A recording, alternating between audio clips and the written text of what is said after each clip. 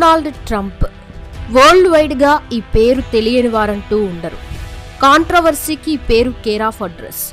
America president గా Trump పాలనని మరెవరితో compare చేయలేం.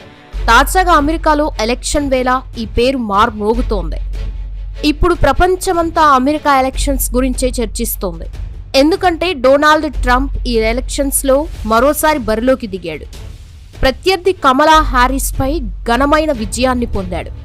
అయితే ట్రంప్ పర్సనల్ విషయాలు ఎవరికీ తెలియదు.